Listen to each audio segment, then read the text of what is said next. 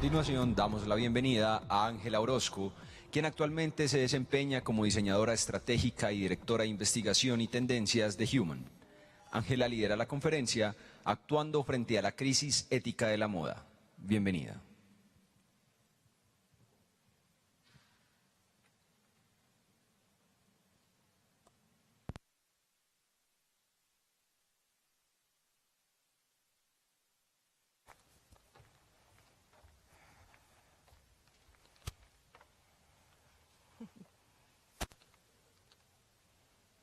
¿Listo? ¿Sonido? Ah. Buenos días a todos, mi nombre es Ángela Orozco, muchas gracias a Inex Moda por este espacio y pues hoy vengo a hablarles, seguramente muchos de ustedes ya están un poco relacionados o familiarizados con la crisis que está viviendo la industria de la moda en este momento. No es un misterio las cifras escandalosas sobre la contaminación y sobre el impacto social que está teniendo la industria, sobre todo en la parte de la producción. Yo trabajo desde hace 10 años con marcas. He trabajado en la industria de la publicidad en Colombia durante los últimos 10 años de mi vida y trabajando en publicidad he creado las marcas desde la superficie hacia afuera.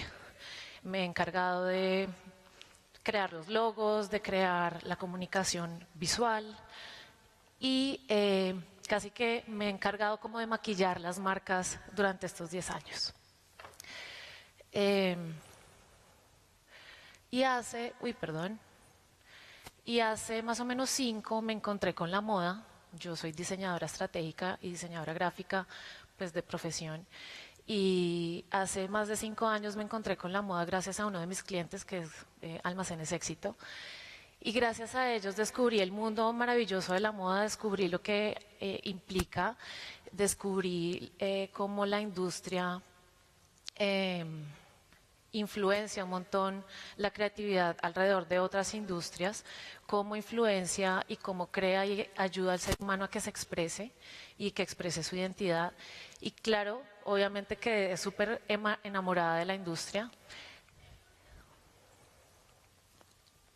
Y ahí empezaron a surgir algunas preguntas para mí. Principalmente cuando me entero de la crisis y cuando me entero de lo que está pasando con la moda del maquillaje hacia atrás, me doy cuenta que mi profesión y mi propósito como diseñadora tiene que empezar a aportar a una solución para esa crisis. Y a mí me surge una pregunta, y entendiendo cómo me conecto con la moda y llevando mi pasión un poquito más allá y tratando de conectarla con el diseño, que es lo que me apasiona, empiezo a preguntarme cómo abandonar ese sistema obsoleto como consumidora primero, cómo yo puedo empezar a generar un cambio desde ahí, desde lo que compro, y segundo, cómo puedo contribuir en Colombia a que esa transformación hacia una industria más sostenible se empiece a dar. Obviamente para mí, seguramente para muchos de ustedes desde cada una de sus profesiones habrán muchas cosas que pueden hacer y que pueden ejecutar para aportar ese cambio, a esa transformación. Pero yo personalmente desde el diseño estratégico digamos, es la herramienta que tengo a la mano para empezar a hacerlo. Y el diseño estratégico y el diseño como tal me ayuda a mí y a cualquier empresa a crear su marca desde el corazón, desde el centro, desde sus procesos, desde el diseño de su producto, desde el diseño de sus servicios, desde el diseño de su cultura interna, etcétera. Y luego empezar a trabajar en lo que viene desde la superficie hacia afuera. Cuando me encuentro con la crisis y cuando me encuentro con esa realidad de la moda, me encuentro con Fashion Revolution, seguramente algunos de ustedes lo habrán conocido. Y que es el último reporte que ellos sacaron, nos cuenta que hay una realidad bien particular, y es que de las 150 marcas que ellos han mapeado, muchas de ellas ni siquiera tienen dentro de sus planes alguna iniciativa sostenible, y que muy pocas de ellas están siendo completamente comprometidas con esos procesos. Evidentemente las cifras, pues ya muchos de ustedes creo que nos hemos escandalizado todos con ella, son 60 millones de empleados en el mundo que tiene esta industria, 1 trillones de ganancia global es lo que entrega la industria al mundo, y de esos 1.5 trillones, 160 billones son lanzados a la economía global. Y es la segunda industria más contaminante después del petróleo. Hay otros tipos de crisis y de esto sí se ha hablado un montón en la prensa de la moda. Hemos escuchado las crisis por las que están atravesando marcas como Victoria's Secret, y no solamente por sus prácticas no tan sostenibles, sino porque tienen una crisis cultural, y es porque han dejado de reconocer la evolución del ser humano. Cuando Victoria's Secret sigue trabajando con esos estándares de belleza que ha venido trabajando toda la vida, las personas que no están de acuerdo con esa política y con esa cultura de la belleza que ellos proponen, empiezan a decir, yo me detengo y yo no compro más esta marca. Esa es una crisis también bien importante, y es una crisis cultural que también tenemos que empezar a revisar nosotros, si tenemos una marca, si somos productores o si hacemos parte de alguna manera de este sistema. Tuve la oportunidad el año pasado de estar 3 meses en Europa, y hoy quiero compartirles 4 fenómenos que identifiqué en una investigación independiente que hice sobre varias iniciativas sostenibles en Francia, Dinamarca, Holanda, que nos llevan un poco a hablar sobre la inspiración alrededor de esas prácticas sostenibles. El primer fenómeno lo denominé el enigma de lo perdurable versus lo descartable. Es como yo y como todos los consumidores de moda están empezando a consumir, o no, ya llevamos mucho tiempo consumiendo la moda como si fuera desechable. El segundo tiene que ver con el activismo y con todas las iniciativas que vienen un poco más fuertes a nivel cultural, que tienen propósitos mucho más ambiciosos. El tercero tiene que ver con el slow fashion y el nuevo lujo. En Colombia Moda y en BSmart hemos visto muestras de los esfuerzos que se están haciendo en Colombia con el diseño colombiano y con los artesanos. Y el cuarto tiene que ver con la resurrección del movimiento anti-fashion, que es una revolución bien importante a nivel educativo. El primero, que es el enigma de lo perdurable versus lo descartable, empieza con esta mujer que se llama Marie-Claire Dubois. Ella fue nombrada hace más o menos 2 años la Chief Sustainability Officer del grupo Kering, y ella empieza a liderar un movimiento alrededor de la sostenibilidad en la industria. Ella casi que se vuelve un ícono, y empiezan a liderar estos proyectos como la CEO Agenda, que está liderada por el Boston Consulting Group. Es un grupo de consultoría de negocio bien importante, y que además se junta con el grupo Kering y con varios líderes de la industria en Europa se sientan a hablar sobre sostenibilidad y sacan este reporte, que es como la guía de ruta para que todas las marcas empiecen a seguirla. Estas son algunas de sus prioridades. Claramente hablan de la trazabilidad en la cadena de suministros, hablan del fair trade, hablan de qué va a pasar con la toxicidad y con los procesos responsables de producción, etcétera. Y adicional a eso, habla de cómo incorporar el diseño circular en los procesos de producción de la moda. Hay algo bien importante, y es que es un mito que de pronto ha empezado a circular alrededor de la sostenibilidad, y es que ser sostenible es caro, ser sostenible de pronto no es tan buen negocio, y claramente el comportamiento de la acción del grupo Kering nos dice lo contrario. Ese puntico azul es la señorita que les mostré hace un rato, y efectivamente el trabajo en sostenibilidad ha hecho que el grupo Kering empiece a tener un mejor comportamiento a nivel de ganancia y a nivel económico. Entonces, la sostenibilidad, en efecto, sí es un buen negocio. Los consumidores de las nuevas generaciones van a empezar a demandarlo, y esta es la forma en la que el grupo Kering se empieza a preparar para ese futuro. Importantísimo tener en cuenta que las prácticas sostenibles no son un nice to have. No es que bueno que nosotros estamos empezando a trabajar en proyectos sostenibles y en iniciativas sostenibles. Para las futuras generaciones, es decir, para la generación millennial incluso y las que vienen en adelante, no va a ser algo negociable. Los productos que van a comprar van a ser sostenibles y van a tener que ser diseñados sostenibles. Y esa es una guía importante para que empecemos a trabajar desde ya en desarrollar proyectos sostenibles y en hacer transformaciones a nivel interno en nuestras empresas. Por supuesto que son procesos totalmente difíciles, son procesos de transformación y de migración gigantes, pero si alguno de ustedes está empezando a crear una marca, si ustedes están haciendo parte de un equipo pequeño que empieza a construir algo, es muy importante que desde ahora empiecen a crecer y a nacer desde el centro como sostenibles. Hay algo bien importante y bien peligroso que se llama el greenwashing, y muchas marcas han intentado como estrategia de marketing decir o venderse como que son sostenibles o que alguno de sus procesos o alguno de sus materiales son sostenibles, o sencillamente ponen en sus etiquetas algún badge verde que dice, o una hojita que dice, yo de alguna manera soy orgánico, de alguna manera soy sostenible, y eso es una práctica que puede devolverse muy fuerte, devolverle un golpe bien fuerte a la reputación de cualquier marca. Es muy peligroso una práctica como el greenwashing. Para evitar todo eso y para evitar golpes en la reputación, creo que una de las soluciones más importantes que debemos empezar a utilizar es el diseño circular. El diseño circular, mañana lo verán en un taller que vamos a dirigir junto con mi socia Adriana. Los invitamos a que asistan a ese taller, va a estar bien chévere. Y la idea es que ahí podamos, en efecto, entender cómo el design thinking se une a la economía circular para generar un método para ayudar a las empresas a que se transformen o a que nazcan o a que comiencen iniciativas sostenibles.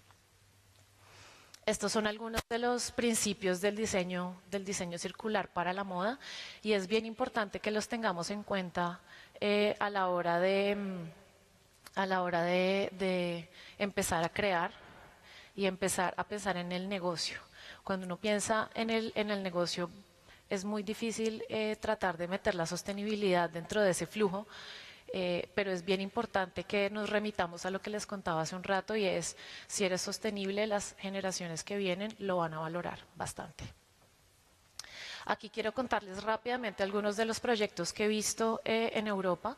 Esto hace parte de una entrega de la Universidad Willem de Koning en Rotterdam. Este es un proyecto de Hilde Strijbling. Y ella lo que hace sencillamente es utilizar el upcycle para crear estos trajes de teatro. Estos son vestuarios para teatro con sleeping bags reciclados. Este es un proyecto bien bueno, bien bonito, que nos enseña cómo a través del upcycling y del reciclaje podemos crear arte también. Este proyecto se trata de...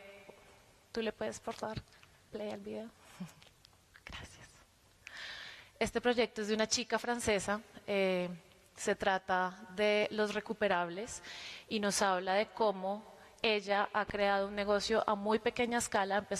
Empezó con un negocio muy pequeño, una pequeña escala, para enseñarnos cómo reciclar la ropa y cómo darle un uso mucho más inteligente y hacer que la ropa tenga una vida mucho más larga, tratar de acabar con esa obsolescencia que nos han empezado a vender las marcas de la pronta moda. Ella acá nos explica muy rápidamente de qué se trata su proyecto, pero los invito a que lo busquen y lo consulten, vean el video, es bien interesante. Comme ici, au relais, entreprise d'insertion qui revalorise le textile.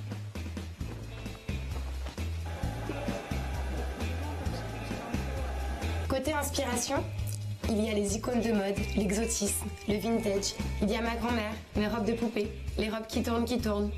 Mais celles qui m'inspirent sont aussi celles qui m'entourent. Comment habiller mon amie, ma mère, ma voisine, pour qu'elles se sentent en accord avec leurs valeurs et leur goût pour la mode? Je gribouille des silhouettes compose des tableaux et passe à la concrétisation avec Betsabe. L'ADN des récupérables, c'est des fleurs qui crient nature, des rayures comme un été en bord de mer et de l'uni qui met tout le monde d'accord. Les coupes sont couture, étudiées pour des silhouettes graphiques. Le confort est absolu. La confection se fait en France dans de petits ateliers, comme chez Coco et Rico, ou dans des ateliers d'insertion comme ici. Favoriser le retour à l'emploi, privilégier la qualité et valoriser le savoir-faire français. Les récupérables, c'est rétro-moderne et ça se porte au quotidien. D'ailleurs, la collection s'appelle Quotidienne. Si les récupérables s'écrit au pluriel, c'est parce qu'on est plusieurs à y croire. Les précommandes sont ouvertes. Pour continuer cette aventure, produire la collection et innover pour une mode plus juste, on compte sur toi. Toi. Toi. Toi. Toi.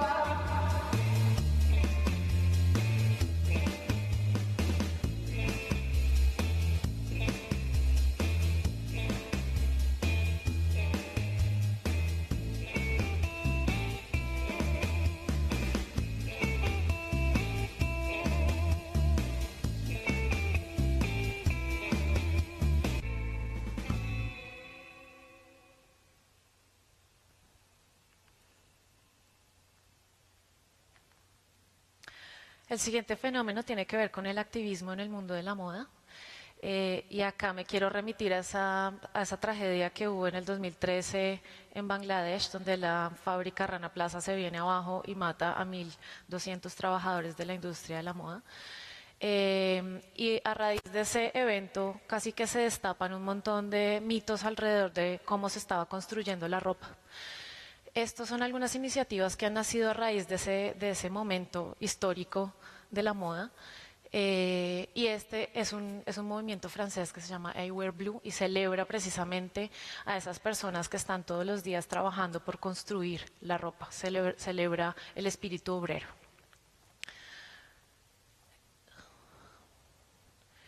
Esta señora se ha vuelto una figura en el mundo de la moda, así como hay grandes celebridades y todos seguimos a los influencers de moda y digamos que la parte artística y la parte de mostrar de la moda nos hace tener tantas figuras que seguir.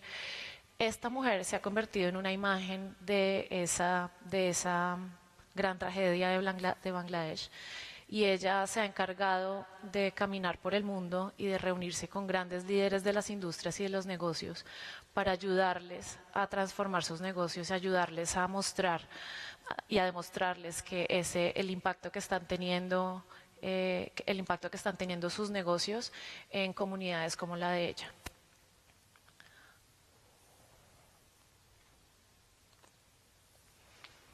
Hay otro movimiento que es bien importante y es el radicalismo, como les contaba hace un rato de Victoria's Secret. Este es un colectivo que se llama The Women's History Museum. Ellas se han dedicado a hablar de feminismo a través de la moda y es bien curioso cómo han logrado construir una marca alrededor de su rebeldía. Ellas aprendieron a coser viendo videos de YouTube, ninguna de las dos fue a la universidad.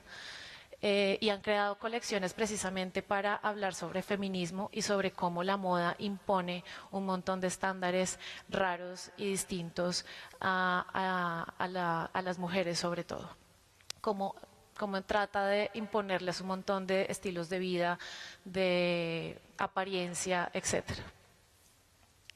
El tercer fenómeno tiene que ver con el slow fashion y el nuevo lujo. Yo creo que para muchos de nosotros creo que es muy fácil reconocer el lujo en las cosas hechas a mano. Y hay una nueva tendencia de marcas nuevas, de personas que han crecido en familias de herencia textilera, por ejemplo, que seguramente acá en Antioquia hay muchísimos. Lo que han querido es revivir esas tradiciones de sus familias y este es el caso de David Harris. Él compró unas máquinas muy viejas, las puso en la bodega de su papá y lo que hizo fue tratar de revivir lo que hacía su familia 2 generaciones atrás haciendo tela. Este modelo lo que hace es que esa tela, él está completamente convencido de que la tela que está construyendo en este momento nunca se va a dañar. Está trabajando en generar un producto de tan buena calidad que nunca va a ser desechado. Y así como David Harris, hay otras marcas muy importantes que están empezando a crecer a través de ese amor por lo hecho a mano.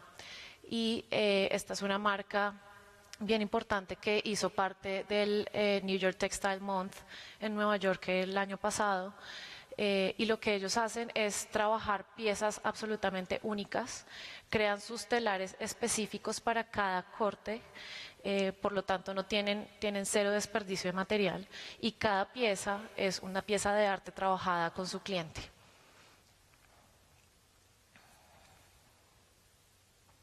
El fenómeno número 4 tiene que ver con la resurrección del movimiento anti-fashion, y aquí quiero que se devuelvan un poco a los años 60, a los años 70, cuando nace el punk, el movimiento punk.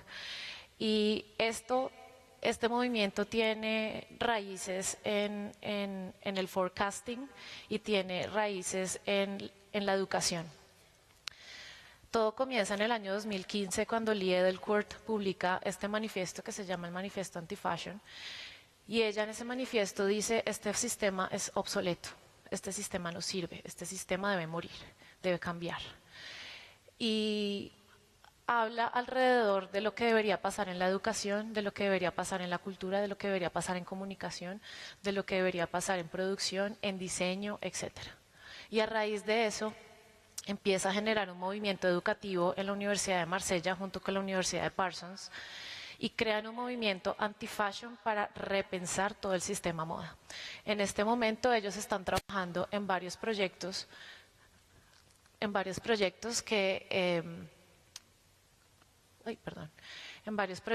que lo que buscan es generar un cambio en la educación y en los estudiantes. 1, como consumidores, y 2, como constructores de moda en el futuro.